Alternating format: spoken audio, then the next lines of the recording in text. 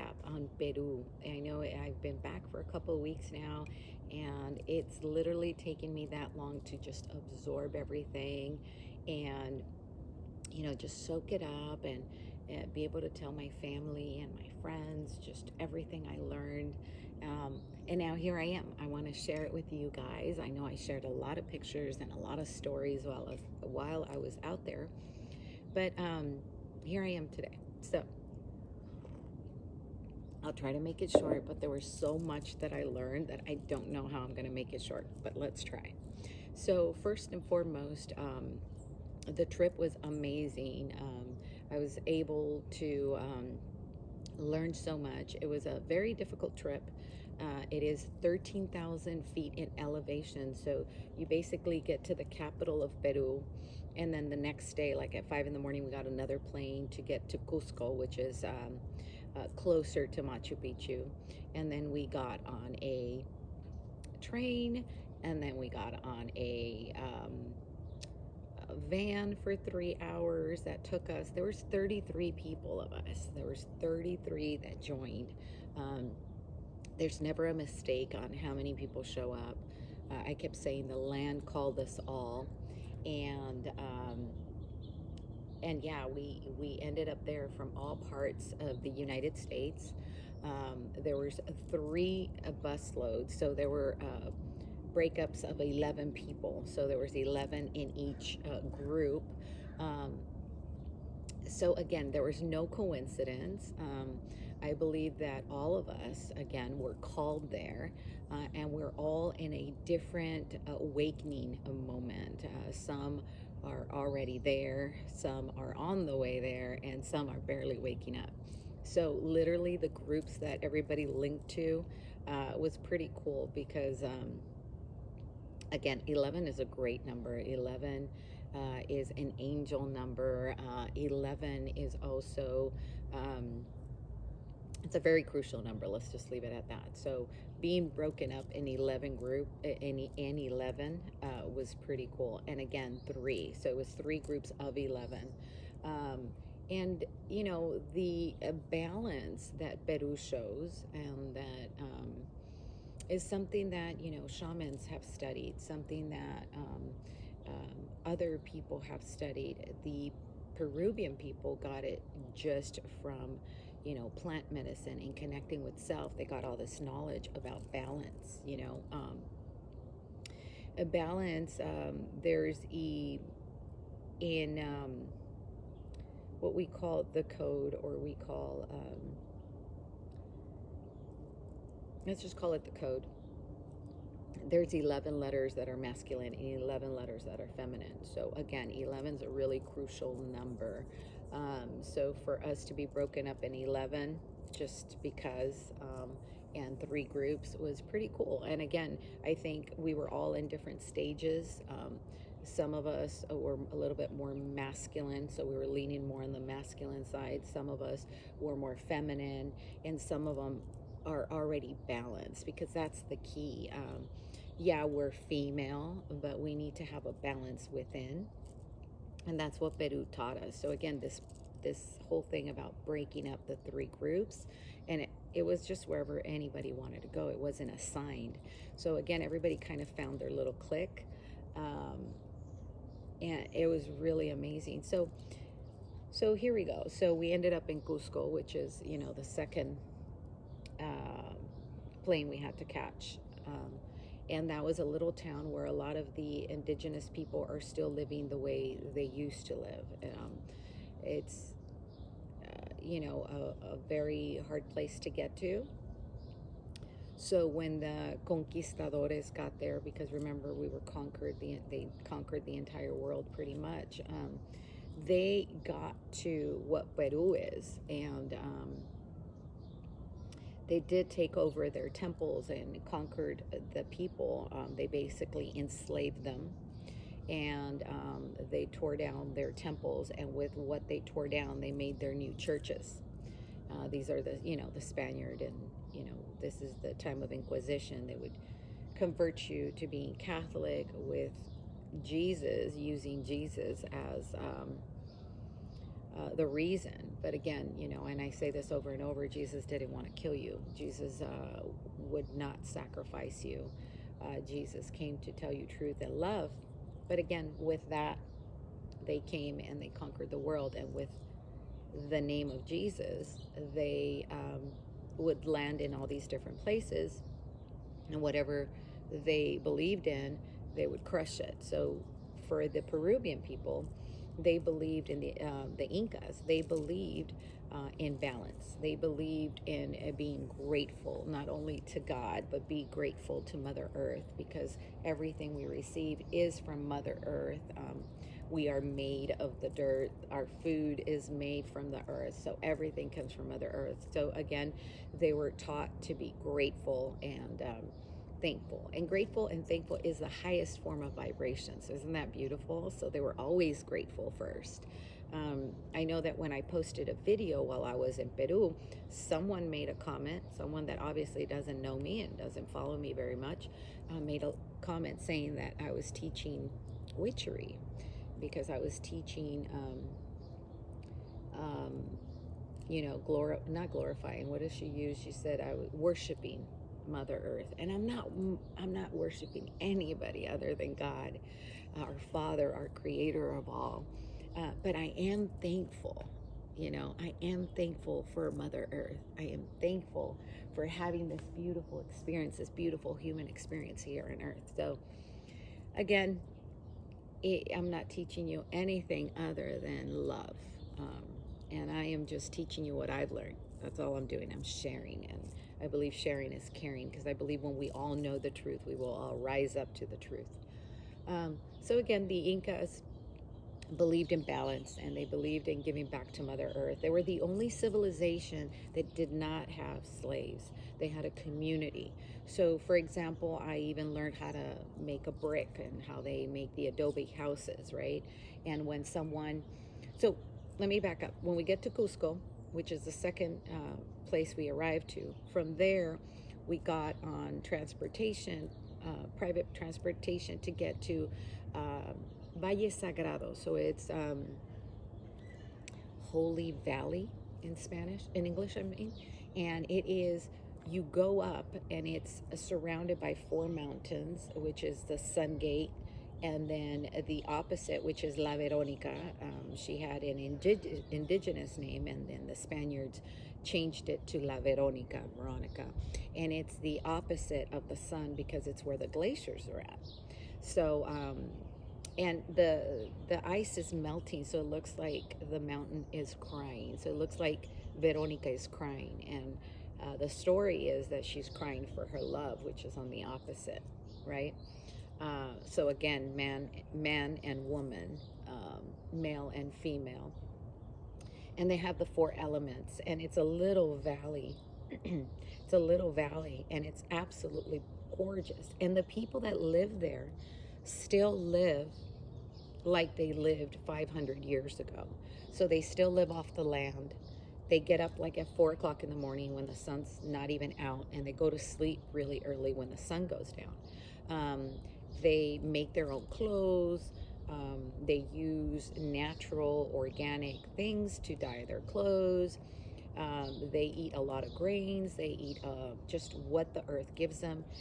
They do eat meat, but when they do, it's more like a festival, like, something that they're celebrating, because they take care of their animals, and they don't want to just kill them and then not have, you eat them once and that's it. No, they actually take care of them like their pets.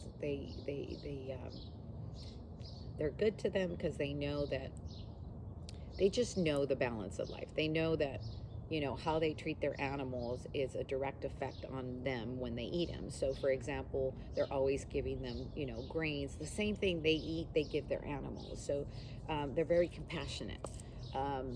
Again, I don't eat meat, so, but not everybody's like that. So when they do eat their meat, it's something that they literally take care of. It's not like they go to a farm and get an animal and kill it. So, we get to Cusco, and that's where, again, it's the Holy Valley, and it is a reflection of the sky. So now you have a river that runs through that's exactly like the Milky Way. So literally it's heaven on earth. It is the um, as above, so below. And it is absolutely gorgeous. I mean, it was the best night I ever had sleeping there. We stayed in an hacienda, and it was just so beautiful. And you literally feel that energy. And this is before getting to Machu Picchu. This is literally the valley, the holy or sacred valley.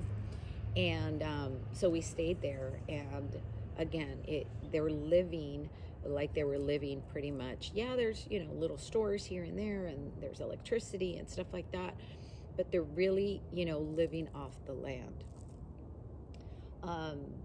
And they knew it. They knew, like, with them connecting with self, with them connecting with Mother Earth, with the plant medicines that they used, ayahuasca and all of these other plants, they were able to see the truth.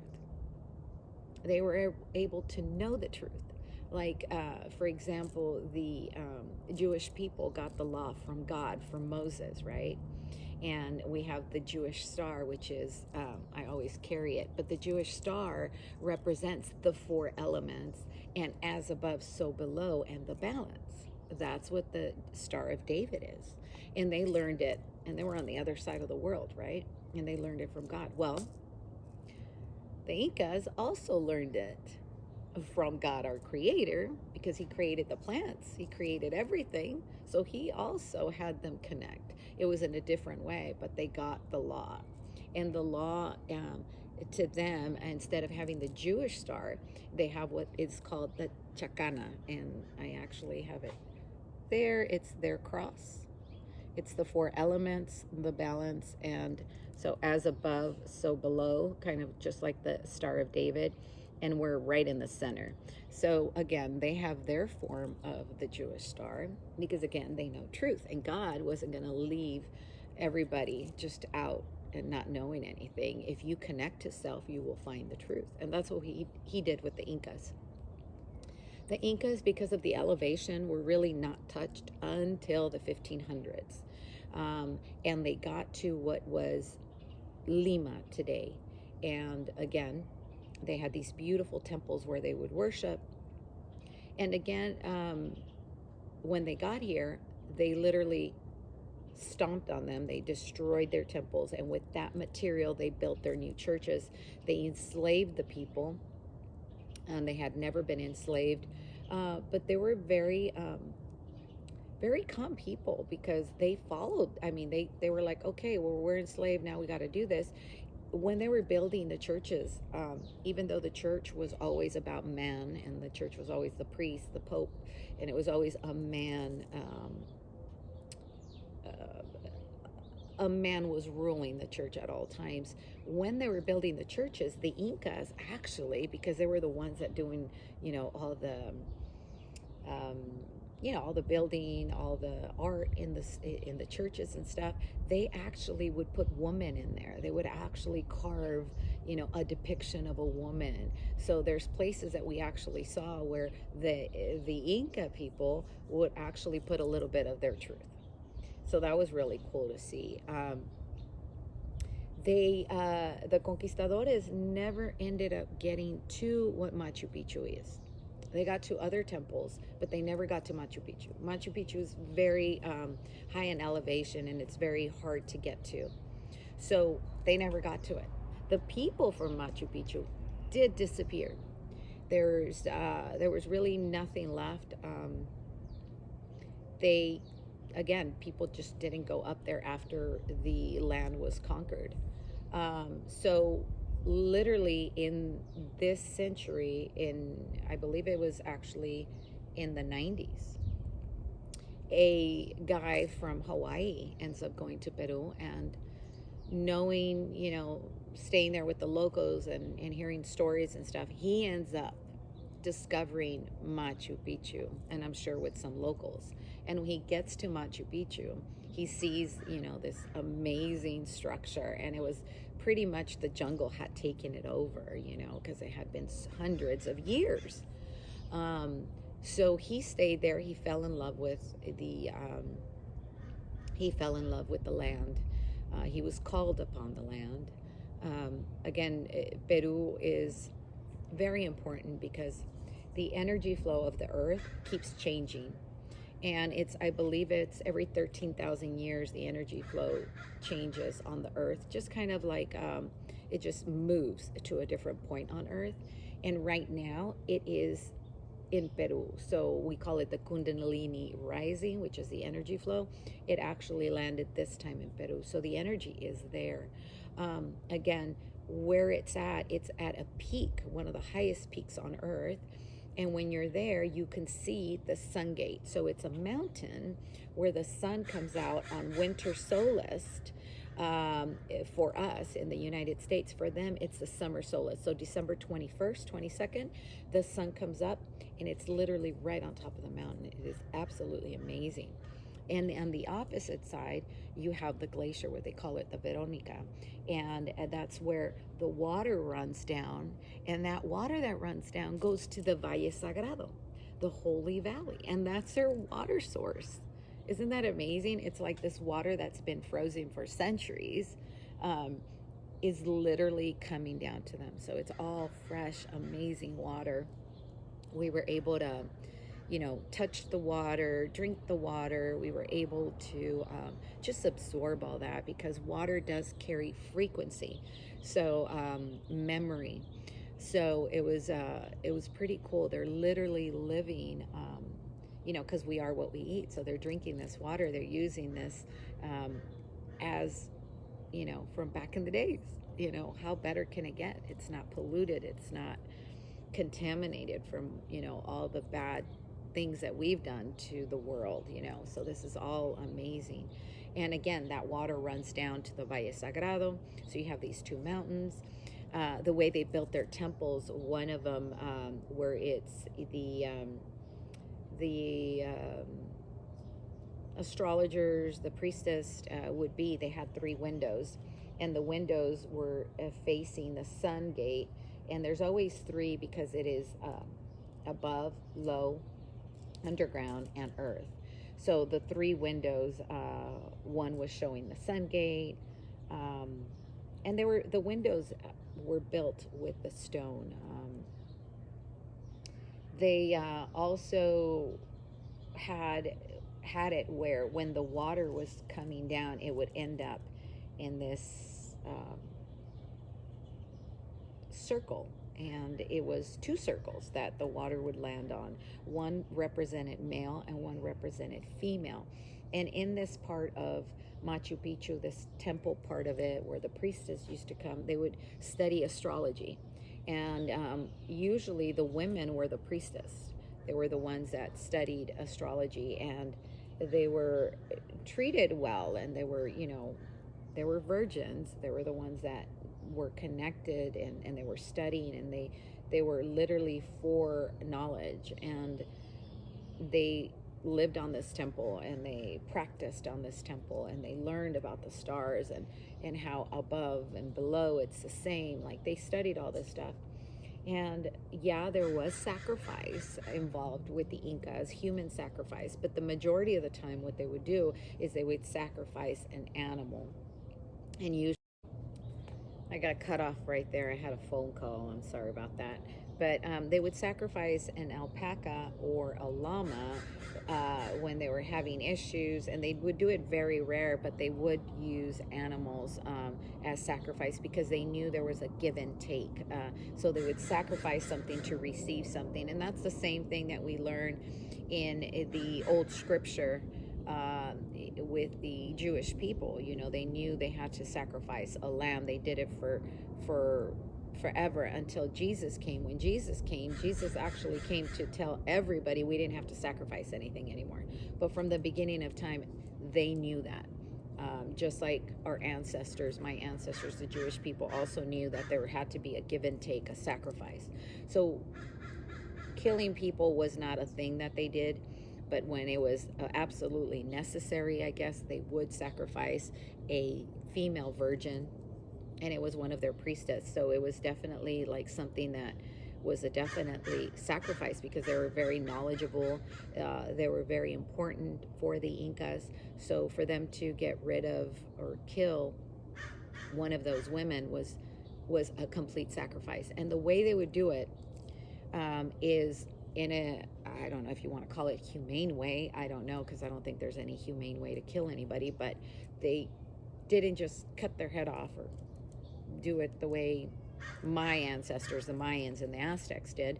They actually would give them herbs, and they would get tired and sleepy with these herbs. They would prepare the body, and they would walk up to the tallest mountain, and I believe it was the Veronica, because they would go to where the ice was at, and they would go all the way to the top. So by the time they would get all the way to the top, the female was already very drugged up from the herbs. She was very sleepy. So by the time she got up, and then also because of the oxygen being very thin, she would fall asleep. So she would literally, they would sit her down on top of the mountain. By the time she got on top of the mountain, she was already asleep.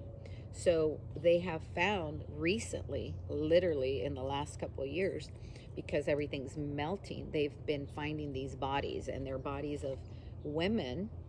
And the most recent one, I believe, she was like in her teens, and she was sitting down, and she was mummified because she was frozen alive, basically. So they were able to find the entire body untouched. And so again, everything's melting, so they're actually finding these bodies. So yeah, they did sacrifice. Again, that was in the law. When it comes to give and take, it comes from the beginning, from Adam and Eve. When Adam and Eve were, when they knew they had sinned, or they felt they were ashamed, what did God do? God grabbed a lamb for each of them, killed the lamb, and dressed them with the fur of the lamb. So there was a sacrifice for each person.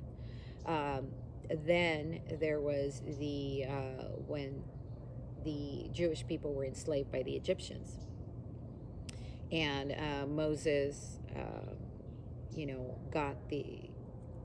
got it from God that he was, if they weren't going to release everybody, that the first male, the first son, was going to be sacrificed of the Egyptians. And the way that the Jewish people wouldn't be affected is that they had to get a lamb and get the blood and cover each family had to get a lamb and get the blood of a lamb and put a cross on their home, so that the angels wouldn't come and sacrifice anybody there. So they knew they had to sacrifice the lamb, their best lamb, put the cross in each home. So it was one lamb per family, literally. So before it was one lamb per person, Adam and Eve. Then it went to one lamb per family. And then after that, there's a Jewish holiday that they did for a long time, and I don't know if they still do it somewhere, but once a year they sacrifice a lamb, and it's for the entire world. Well, that's what the Jewish people do. Jesus came 2,000 years ago to tell the world, which is the New Testament, because remember, Jewish people study the Old Testament, right? Which is still true, but now we got a new one. So once Jesus came, he said, hey guys, no more sacrificing. I'm going to sacrifice myself. It's going to be me for the world. So no more rituals, no more killing, no more doing none of that crap. You don't have to do that. So that was the ultimate thing.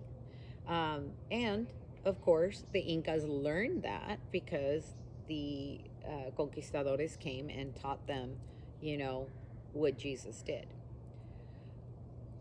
What the conquistadores did, definitely is not anything I agree with, but we had to go through all that to be here, including the bad. So they did learn that they did not have to sacrifice. They knew that much. And to this day, again, they live really off the land. It's a very balanced place. Man and woman are always equal. Their kingdom, they always had the queen and king, or the Incas. Incas is king for them. So they always had the balance, and they were equal all the time. They always had a place for the woman and for the man, and they were the same. If anything, woman had more knowledge. That's why they had them or they can multitask, I should say, because women are programmed different. We're made differently, so we're able to do multiple things at once. Um, Again, God made us that way because we give birth, so we have to take care of the children. We're doing all these multiple things. Men are more direct, and they're great protectors because they're going to achieve one thing very well. So they knew all that, and they still continue it, and they're very humble people, very humble. I remember at one point when I was at one of the basilicas, one of the churches, and learning about all this. And in the entrance of the church, they have this conquistador. He's not a priest. He's just a man that would conquer and kill everybody. And so they have a depiction of him on a horse, and he's stomping on the Indians, and they called him Mata Indios, so killer of Indians. And they have him in front of the church, and it's like he's this. They loved, like the Spaniards used to worship him, and they loved him because he was able to just kill everybody and conquer the world. Now you got to remember, when they got to Peru, they found all this gold. A lot of the coins that were made from that gold. They know exactly where it came from. And so they, for me, I was like, oh my gosh, I think I would have tore down that statue a long time ago if that was in my land. But again, they're very much about, it is what it is, and we're going to go with it. And their church today, which is, the Catholic Church, they still incorporate a little bit of their beliefs. So, for example, when they're giving the wine at the church, and the hostia, I don't know how you say that in English. So before drinking the wine, they grab the wine and they throw it down on the ground. So they're giving Mother Earth a little bit of the wine back. So they're thanking Mother Earth. I mean, you don't go to any Catholic church and see anything like that, because that would be paganism. So there, they do have that balance. They also have, again, because they built these churches on top of their actual temples. When they had this huge earthquake. And when they had this earthquake, a lot of the stuff just broke, and they were able to find relics and things from the past. And they found this rock that they would worship, or they would thank or be grateful to this. And it was a rock that they would polish. They polished it, they formed it with gold and silver, and they would basically put flowers on there, and it was just a representation of Mother Earth. So they actually found that after the earthquake, and they put it in the church. And recently, the Pope did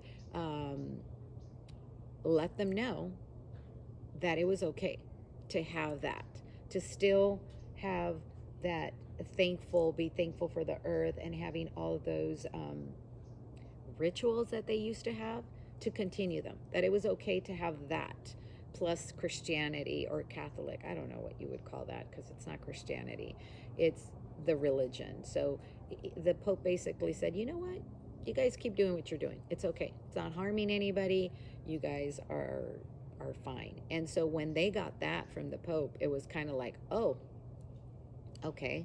So because I believe that at one point it was kind of like, which side are you on? Are you going to be Catholic, or are you going to just continue to be, what they would be calling paganism?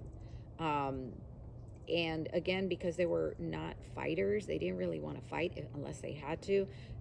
They conformed, and they listened, and they took it all in. But when they took it all in, they also brought their thoughts. So that's the beauty of Peru. A lot of people, again, get called to go to the land. The energy is there. And a lot of people stay. I know that when I first got there, I was really feeling the elevation sickness.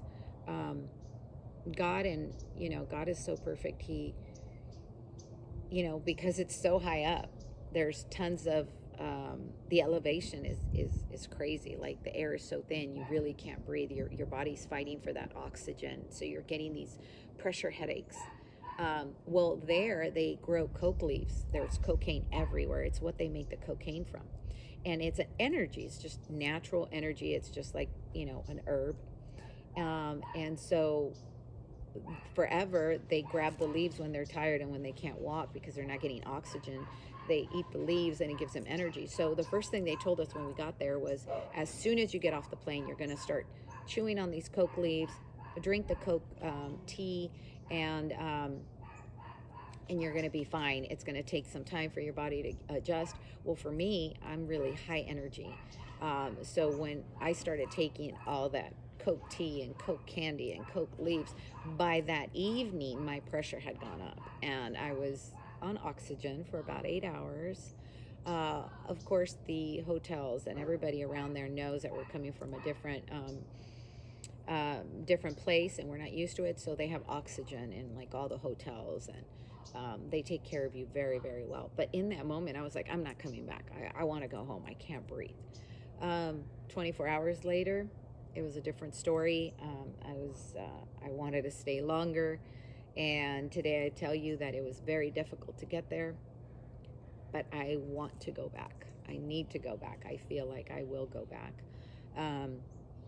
So again, the God is just so great. Like literally, he put coke leaves there because he knew they were going to need them. For us, it's a drug. For us, it's like we processed it and made it into a drug. For them, it's just regular. Like the kids eat it, drink the tea. It's no big deal. It's just for energy. They're very, very mellow people. I'm super high strung, so it did not do me well. So for me, I just stopped doing the coke leaves and stopped doing the tea, and I was fine.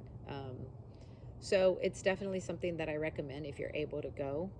I know that right now with everything going on, traveling is very difficult, more than ever, with all the restrictions. I'm completely against the, and that's just my choice. So it gets a little bit more difficult to travel. But I would definitely recommend it that, that if you can, go. When you start traveling, you start seeing how different and the same we all are. We all want the same thing. We all want love and security. And sometimes because of that, people are past and people today have done things to try to secure themselves and try to protect themselves, and they do it with hate and they do it with violence, and that's the never ending story that keeps going. They're hurt and they start doing all this negative stuff. So we got to just sit back and just really look at it and look at the world, again, how connected we are, and how the same we are, because we all feel.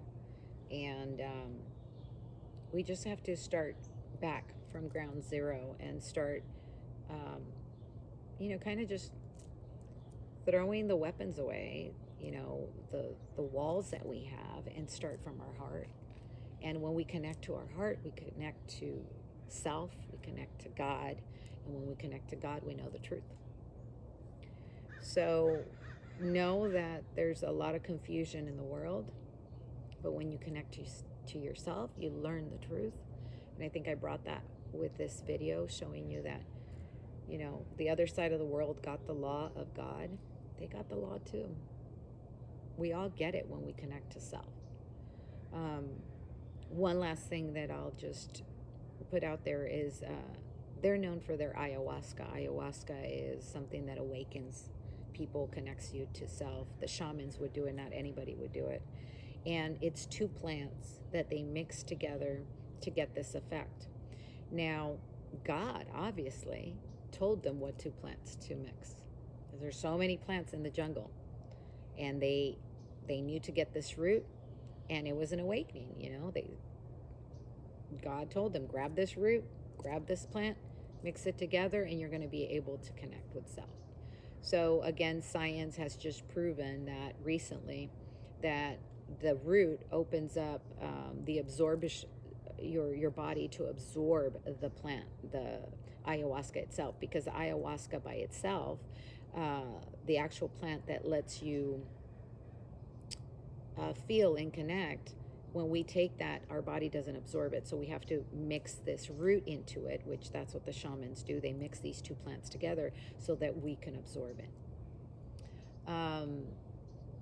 We didn't do ayahuasca. I feel that I am very awake and I don't feel like I need it. Plus, if you're going to do any type of plant medicine in that way, because it is um, very strong, and we are so programmed that we're going to have tons of purging.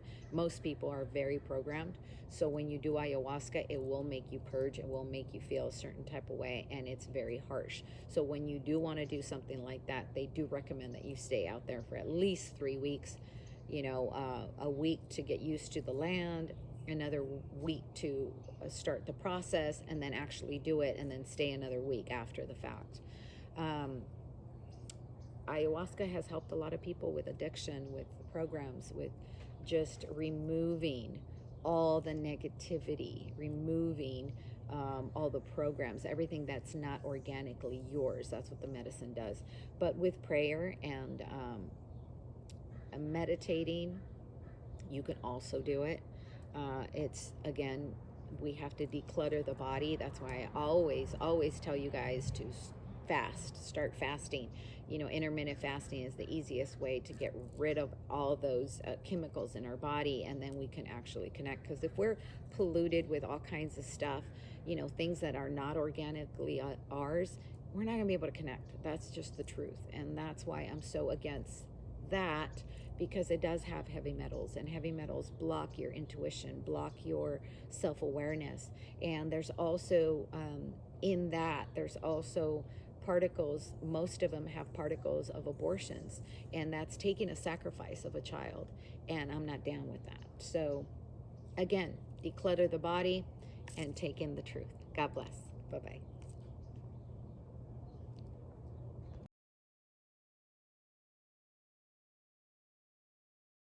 The holy water, the duality, man and woman. And this is water from the glaciers.